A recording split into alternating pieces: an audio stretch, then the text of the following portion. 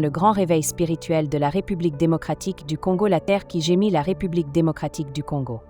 Un pays vaste comme un continent, habité par une richesse culturelle infinie, mais aussi marqué par une histoire de douleur, d'ombre et de silence.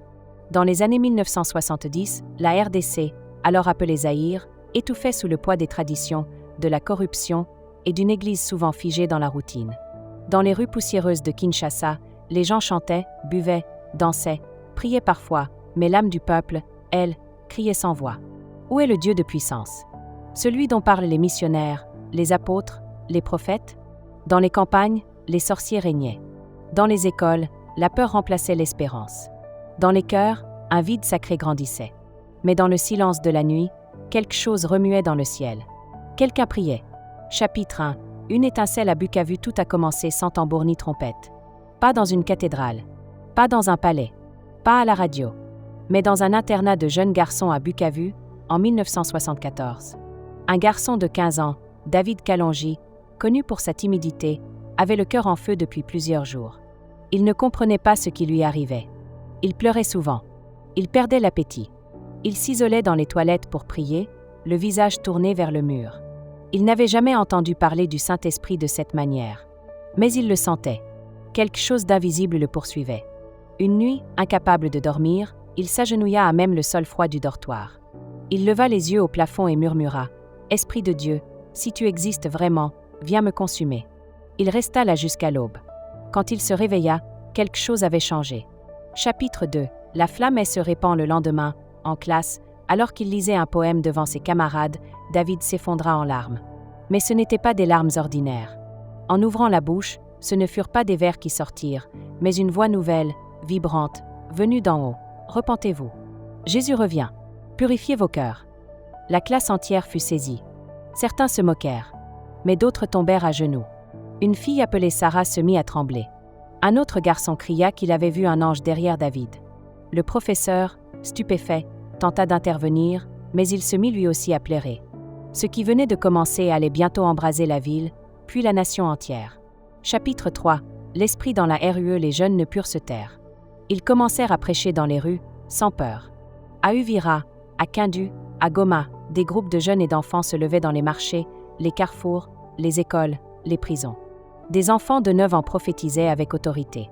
Des paralysés se levaient. Des aveugles voyaient. Les fétiches brûlaient dans les cours d'école. Une fillette nommée Grâce, âgée de 11 ans, reçut une vision dans laquelle Jésus marchait dans les rues de Bukavu, les pieds en feu, appelant les enfants à le suivre. Elle courut dans le marché, criant « Je l'ai vu, je l'ai vu. Il marche ici. Jésus est vivant. » Ce jour-là, 300 personnes donnèrent leur vie à Christ. Chapitre 4. Kinshasa. Sous le FEU, Kinshasa, la capitale, semblait impénétrable. Gangrénée par la politique, la sorcellerie, les cultes secrets. Mais le feu arriva. Un groupe de jeunes arrivés de l'Est commença à prier dans un hangar abandonné de la commune de Kasavubu. Après 21 jours de jeûne, une réunion de prière explosa sous la puissance divine. Des gens tombaient, possédés. Des cris, des chants, des langues nouvelles envahissaient le quartier. La police fut appelée. Mais quand les agents arrivèrent, ils tombèrent à genoux, saisis par une force invisible. Les journalistes parlèrent de folie collective. Mais les témoignages se multipliaient. Une aveugle voyait. Une prostituée prophétisait. Un ancien féticheur se repentait publiquement. Le feu africain est arrivé dans la capitale. Chapitre 5.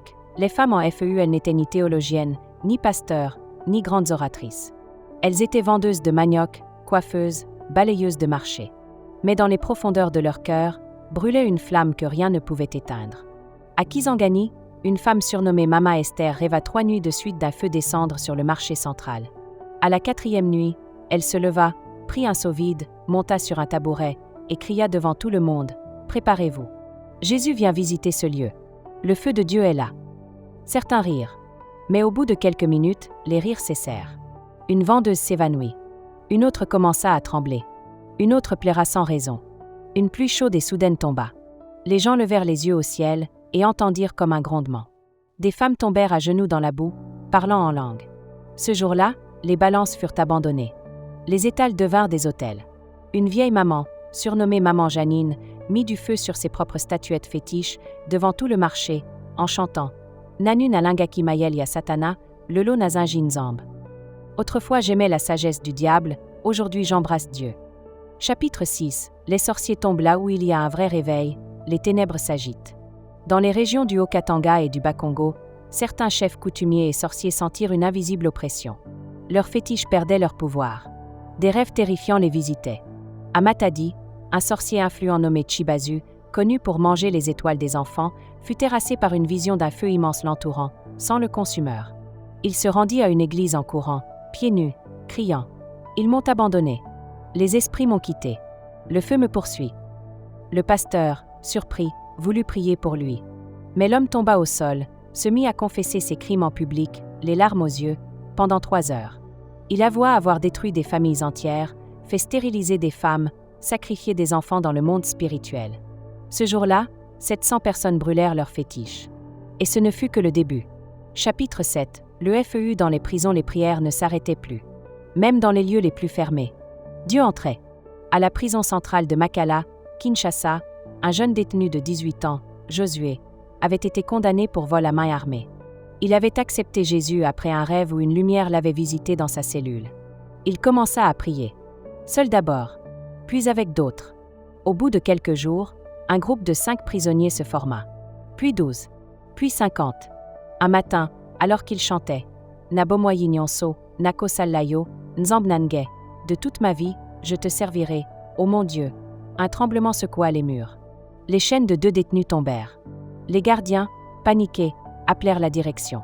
Mais un d'eux tomba à genoux en disant « Il y a un autre feu ici, et il n'est pas humain ». En 3 mois, près de 500 prisonniers se convertirent. La prison fut surnommée l'église Makala. Un ancien criminel devenu prédicateur disait « Je suis entré en prison à cause du feu de l'enfer, mais j'en suis sorti avec le feu du ciel. » Chapitre 8. Une armée d'enfants, ceux que le monde ignorait, étaient les soldats du ciel. Des enfants. Oui, des enfants. De 7, 8, 10 ans. Pas formés dans des écoles bibliques. Pas habillés de blanc. Mais remplis de vision, de feu, de puissance. À Butembo, une fillette appelée Liliane, âgée de 9 ans, reçut un jour une vision pendant son sommeil. Elle voyait la carte de l'Afrique, et un feu sortait de la RDC pour se répandre comme une rivière incandescente. Le lendemain, elle alla dans l'école, monta sur une chaise, et dit « Jésus m'a parlé. Il veut brûler nos cœurs. Repentez-vous, vous les moqueurs. L'Afrique entière verra ce feu. » Certains enseignants voulurent la faire taire. Mais une odeur étrange, comme de l'encens brûlant, envahit la salle. Une enseignante tomba à genoux. D'autres pleurèrent. À Kolwezi, un garçon appelé Samuel, muet de naissance, recouvra la parole en pleine réunion de prière. Ses premiers mots furent « Préparez le chemin du Seigneur ». Il fut surnommé le petit Jean-Baptiste de Lualaba. Chapitre 9. Les pasteurs tombent à genoux, se réveillent, n'épargna personne. Pas même ceux qui portaient la Bible tous les dimanches. Dans plusieurs villes, des pasteurs confessèrent publiquement avoir servi sans foi, sans feu, sans amour. À Mbandaka, le révérend Mathurin, reconnu pour son éloquence, lut un jour son sermon préparé, mais aucun mot ne sortit. Sa gorge se bloqua. Il entendit dans son cœur « As-tu prêché mon nom ou ton ambition ?» Il s'agenouilla en larmes devant toute l'assemblée. « Je vous ai conduit sans être conduit. Je vous ai parlé sans écouter Dieu. Aujourd'hui, je me repens. » La salle entière se leva, en pleurs. Les diacres vinrent lui imposer les mains, non pas pour l'ordonner, mais pour le restaurer. À Goma, une église de 3000 membres fut secouée pendant un culte. Lutoit semble trembler.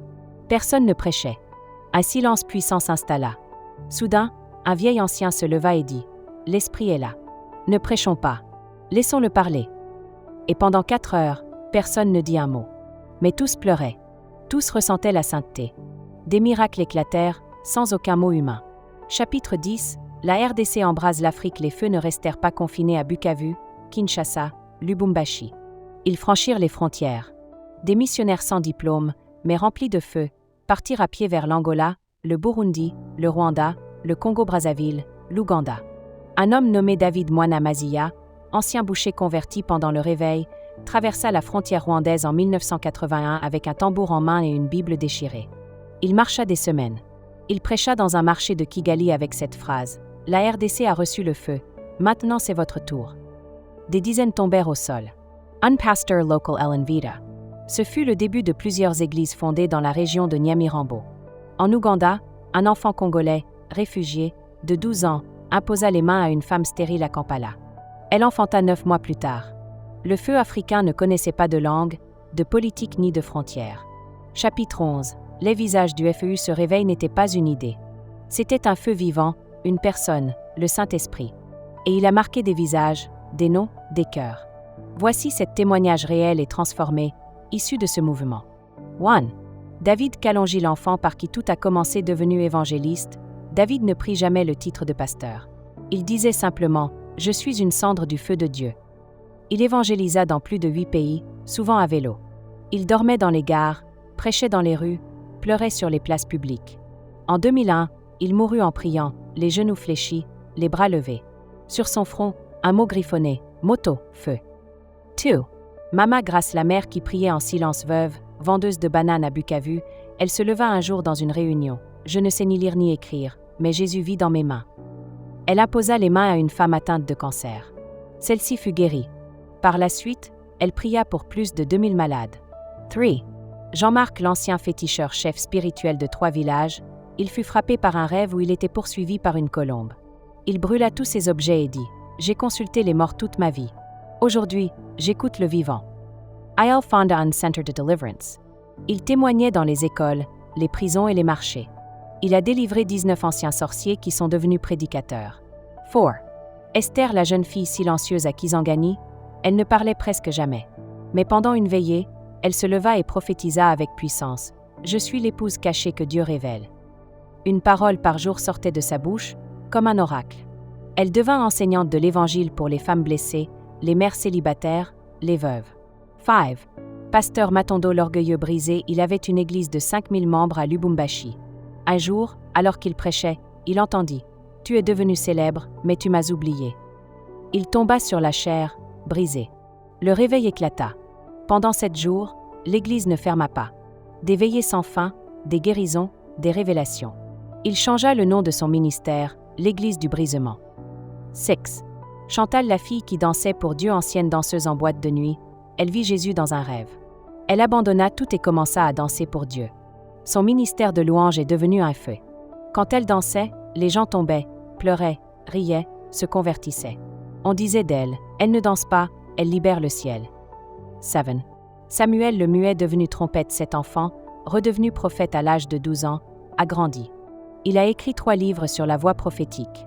Il prêche encore aujourd'hui dans l'Est, disant « Ma voix a été volée par le diable. Dieu me l'a rendue pour crier son retour. » Chapitre 12. Une prière nationale à un moment du réveil, une vision se propagea dans plusieurs régions. Une carte de la RDC faite de braises ardentes, dont le feu montait comme une colonne vers le ciel. Des intercesseurs de toutes les provinces décidèrent alors de prier 24 heures sur 24 pendant 30 jours. Des mamans jeûnaient. Des enfants se levaient à 4 heures du matin. Même des soldats priaient dans les casernes. On appelait cela « l'autel du feu continu ». Le 30 jours, une pluie épaisse tomba sur Kinshasa, Goma, Bukavu. Une pluie chaude, douce, remplie de parfums. Et une parole fut proclamée dans plusieurs langues, simultanément. Ce feu ne mourra pas. Il brûlera jusqu'à la dernière génération. Chapitre 13. Épilogue prophétique. Le feu est en toi. Ceux qui ont vu ce réveil de leurs yeux disent tous la même chose. Ce n'était pas une émotion. Ce n'était pas une mode. C'était Dieu lui-même qui passait. Ce feu n'a pas été initié par une campagne, une conférence ou un prédicateur célèbre. Il a commencé dans la prière cachée d'un enfant, dans les larmes silencieuses d'une maman, dans le cri intérieur d'un peuple oublié. Et Dieu a répondu. Par le feu. Le feu n'est pas mort, beaucoup disent aujourd'hui. Ce feu est passé, il appartient au passé. Mais le feu de Dieu ne meurt jamais. Il se déplace. Il attend. I'll observe. Et il cherche des cœurs. Des cœurs brisés, non pas des cœurs parfaits. Des âmes assoiffées, non pas des âmes religieuses. Des esprits ouverts, non pas des esprits savants. Le feu est en toi. Peut-être es-tu en train de lire ces mots dans un pays lointain. Peut-être n'as-tu jamais connu un tel feu. Mais aujourd'hui, tu es face à une flamme. Pas une flamme littéraire. Pas une émotion passagère. Mais un appel. Un murmure brûlant. Un souffle du ciel qui dit « Et toi, mon enfant, veux-tu brûler pour moi ?» Là où tu es, fais silence, ferme les yeux. Écoute. Il vient. Pas dans le vent. Pas dans le bruit. Mais dans une douce flamme. Tu n'as peut-être jamais prêché. Tu n'as peut-être jamais entendu Dieu. Mais aujourd'hui, le feu frappe à ta porte. Une dernière vision. Un ancien intercesseur du réveil raconta un jour ceci, avant de mourir. J'ai vu une torche géante dans le ciel. Elle flottait au-dessus de l'Afrique. Et une voix disait « Si mon peuple ne ravive pas la flamme, elle passera ailleurs, mais le Congo aura perdu son tour. Alors lève-toi, RDC. Toi qui as vu des morts ressuscités, toi qui as vu les enfants prophétiser, toi qui as marché dans la boue pour prier, toi qui as chanté dans les ténèbres, toi qui as fait trembler les sorciers. Le feu est encore en toi. Tu n'as pas fini ta mission. Tu es l'allumette du réveil continental. L'Afrique attend. Le monde attend. Le ciel attend. Et le Saint-Esprit murmure. À qui pourrais-je confier ce feu ?